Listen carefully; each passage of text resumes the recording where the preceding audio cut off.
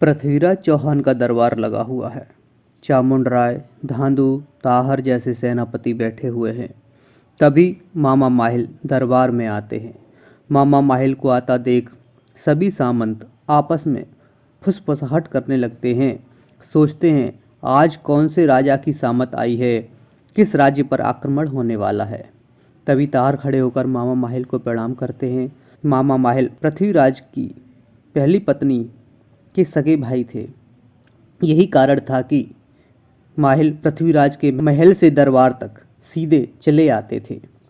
माहिल को आता देख पृथ्वीराज ने माहिल के लिए अपने पास वाला आसन खाली कराया। माहिल उस आसन पर बड़े गुरूर से बैठते हैं।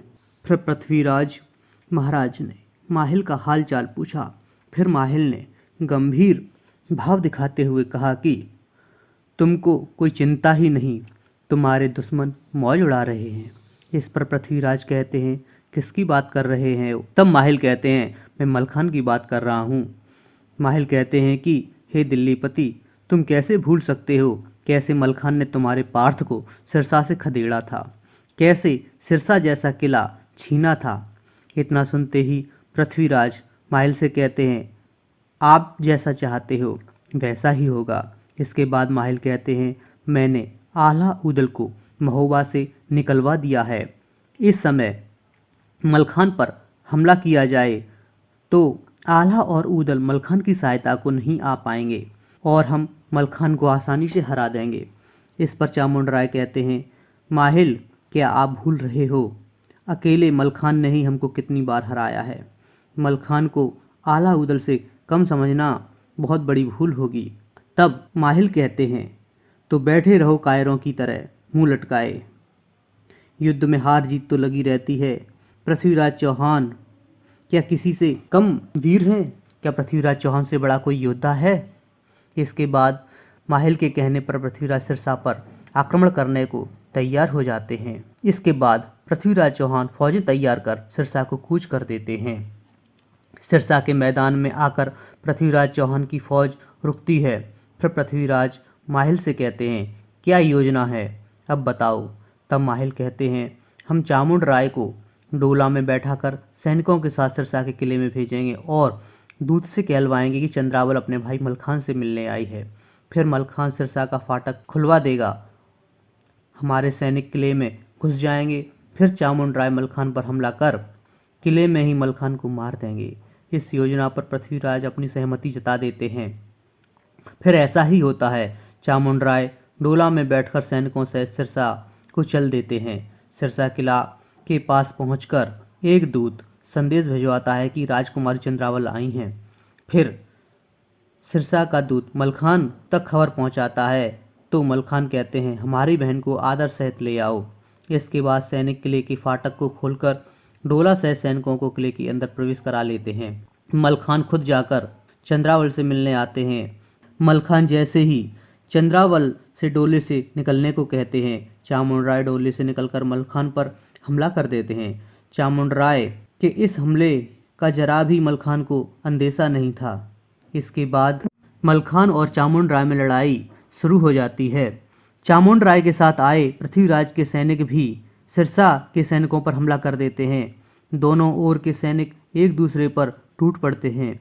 इस अचानक हुए हमले से मलखान के सैनिकों को शुरुआत में बहुत नुकसान होता है। असावधान होने के कारण पृथ्वीराज चौहान के सैनिक मलखान के बहुत सारे सैनिकों को मार देते हैं। लेकिन जैसे ही सिरसा के सैनिक स्थिति को समझते हैं, दोनों ओर के सैनिकों में भयानक युद्ध छिड़ जाता है। उधर मलखान और चामुंड राय में भी लड़ाई हो रही होती है। दोनों ही योद्धा बहुत वीर थे। वे दोनों तलवार से एक दूसरे पर घातक हमले कर रहे थे। लेकिन मलखान तो फिर मलखान थे। मलखान के एक जोरदार प्रहार से चामुंड राय जमीन पर गिर जाते हैं। उनकी तलवार हाथ से छूट जाती है। तब मलखान कहते हैं कि निहत्थे पर हमला करना हमें महोबे में नहीं सिखाया गया है। अपनी तलवार उठाओ या यहाँ से भाग जाओ। इसके बाद चामुंड राय अपनी तलवार उठाकर फिर से मलखान पर हमला कर देते हैं। चामुंड राय हार कर नहीं जाना चाहते थे। हार कर जाने पर जो जग हसाई होती उससे बचना चाहते थे। इसके बाद फिर से मलखान और चामुंड राय भिड़ जाते हैं। लेकिन इस बात से मलखान को बहुत क्रोध आ जाता है। मलखान पूरी ताकत से चामुंड राय पर हमला कर देते हैं और शीघ्र ही चामुंड राय को हराकर बंदी बना लेते हैं। मलखान चामुंड राय के इस धोखे से किए गए हमले से बहुत ही नाराज थे। इसके बाद मलखान कहते हैं चामुंड राय को स्त्रियों की तरह श्रृंगार किया जाए। इसके बाद मलखान चामुंड राय का स्त्रियों की तरह श्रृंगार कराते हैं, उनको स्त्रियों के कपड़े पहनाते हैं।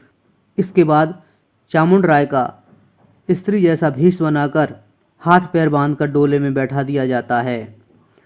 इसके बाद मलखान कहते हैं कि डोला ले जाओ और पृथ्वीराज से कह देना चामुंड राय ने सिरसा को जीत लिया है और सिरसा में मौजूद राजा परमाल की राजकुमार चंद्रावल का डोला पृथ्वीराज की सेवा में भेजा है।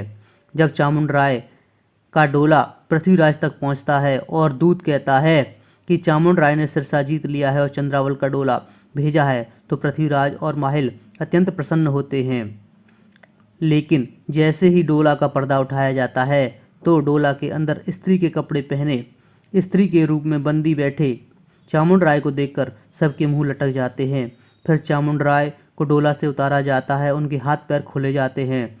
चामुंड राय किसी से आंखें नहीं मिला पा रहे थे, फिर वे अपना सिर झुकाकर अपने तंबू में चले जाते हैं। इसके बाद तो जैसे ही पृथ्वीराज चौहान की सेना में सन्नाटा पसर जाता है। इसके आगे की कहानी हम आपको अगली वीडियो में बताएंगे। अगर आपको ये वीडियो पसंद आए तो चैनल को सब्सक्राइब कर लीजिए और हमारे वीडियो को लाइक कर दीजिए। आपको इसी तरह के वीडियो इस चैनल पर मिलते रहेंगे।